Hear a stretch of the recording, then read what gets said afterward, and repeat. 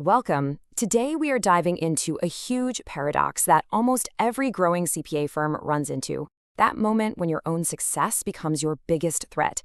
You know, when you're stretched so thin that things start to break. Let's get into how to fix that. So I want you to just pause and think about this for a second. It sounds completely backward, right? You hustle, you work hard, you win new clients, but what happens when that success just creates more problems than it actually solves? When your biggest win starts to feel like your biggest liability. Does this sound a little too familiar? I bet it does. You land that absolute dream client, and for a hot second, it's amazing. But then, reality hits. The team is swamped, mistakes start creeping in, and suddenly, you're not celebrating. You're just putting out fires, one after another. That is the classic sign that your foundation has some serious cracks. Well, there's actually a name for this whole phenomenon. It's called hitting the scale ceiling. Think of it like this invisible barrier where the way you've always done things just stops working. It's that point where trying to push harder doesn't get you more growth. It just gets you more chaos.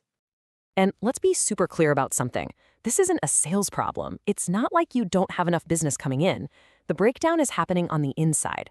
Your back office, the engine that's supposed to power your firm, it just wasn't built for this speed.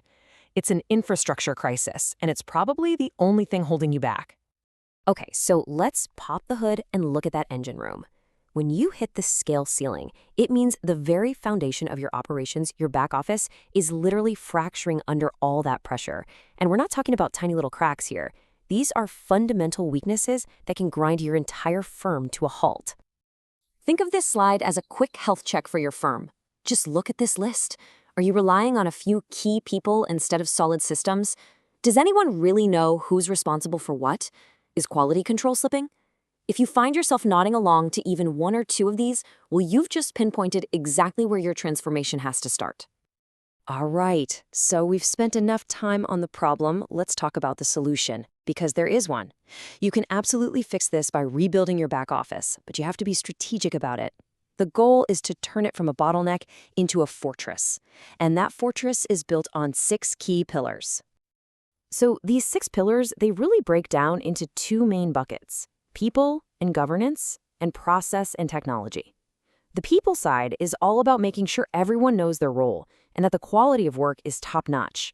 The process side is about standardizing how work gets done and using the right tech to make it all seamless.